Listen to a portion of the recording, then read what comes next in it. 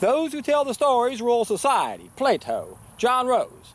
Yes, I've been using that quote quite often recently because I'm reminded of all the time. Every time I turn around, I'm reminded of it. Every time I hear a song, I'm reminded of it. Every time I watch a TV show or a movie, I'm reminded of it. Was reminded of it just recently. I stumbled upon a TV series I hadn't seen before and started recording it. And sure enough, one of the first series I saw was called Overjuiced. This woman brings in her husband on day 21 of a juice cleanse. And things aren't working right, and she's talking to the ER physician, and she says he's on this juice diet. He won't eat anything or drink anything except juices. These special shakes that he's making. Doctor says, how long has he been on it? She goes, oh, 3 weeks already. And he goes, that's too long. That's long enough for things to go bad. She goes, I know, it's insane. My God, it is insane when you listen to the garbage you hear on TV. Some ER physician who's never done a juice fast and thinks that 3 weeks is at a point where things can go bad, and that's why this guy was having troubles. Turned out his trouble had nothing to do with drinking juices. It had to do with taking too much sea vegetables with his juices. He overdosed on iodine. It wasn't overjuiced, it was over iodined. You got to be real careful with iodine, folks. You can take too much. A little will stimulate your thyroid activity. Too much inhibits your thyroid activity. That's exactly what happened to this man. And of course, to sensationalize it and to negate the one thing that will blow these people out of the water, they had to demonize it.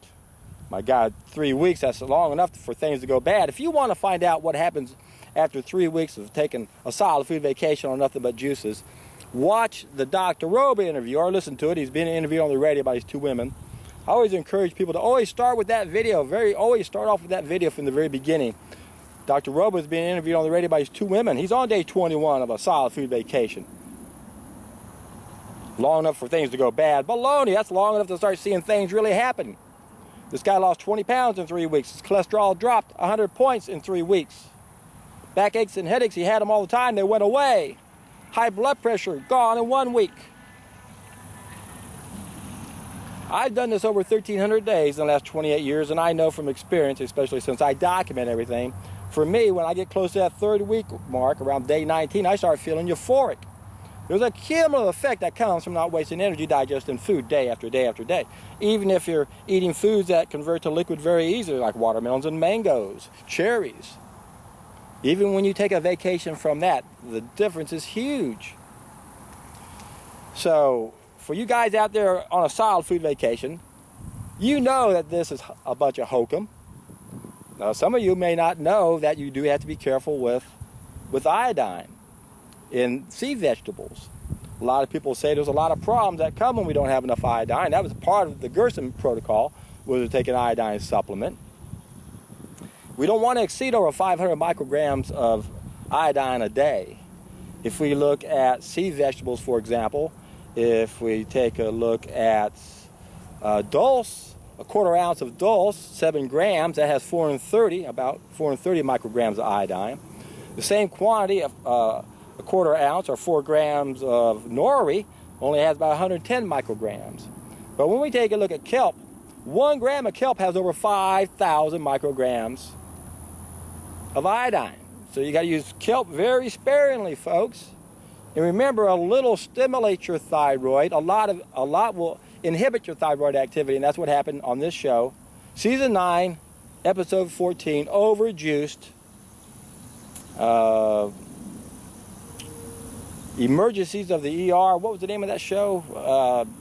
Don't really watch a whole lot of TV, but I'm starting to watch a lot of these type of shows. Untold Stories of the ER, that's what it's called. First aired Friday, December 26, 2014. Overjuiced. Yeah, right. Folks, if there's one thing that can transform this planet, it is a solid food vacation. You got to know what you're doing. I have a 2-hour seminar for you guys. My seminars normally last 4 hours. So that's why I have the 31 related videos to back this up. Be sure to read the comment section on all of my videos because people are updating where they're at on their juice cleanse. So be looking as you're posting. You might see someone on day 57. Well, make sure you watch the next week's video and see how he's doing a week afterwards. And go back and look at some of the older videos, and you'll see people who have done this all around the world. They've uploaded their videos. They show the kind of crud that comes out of you when you take a solid food vacation.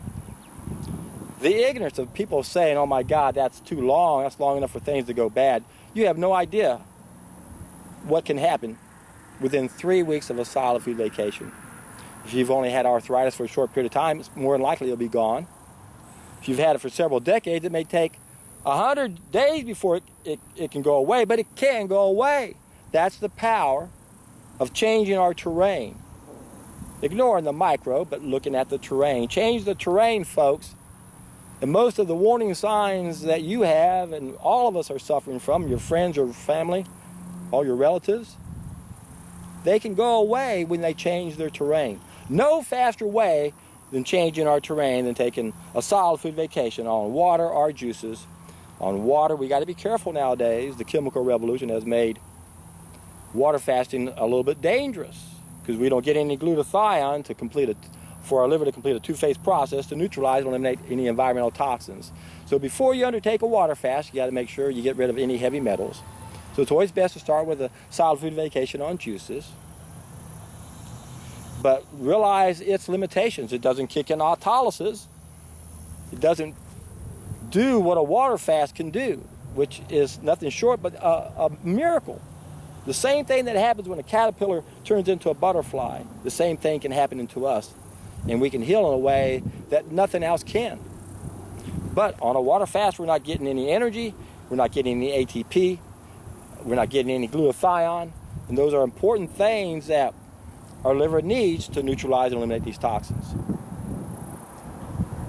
So listen to the Dr. Roba interview, folks. You can hear the excitement in his voice.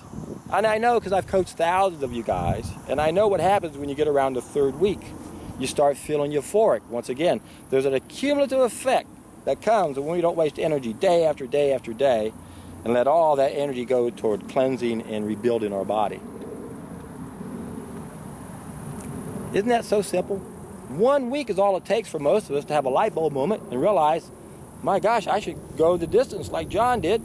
Took him 2 years doing it 6 different times before I woke up and said, John, why you stop it on day 30? I'd done 2 of them for 30 days. Did a comparative analysis years afterwards or shortly after that. I go, wow, I was still eliminating on day 30. I should go the distance.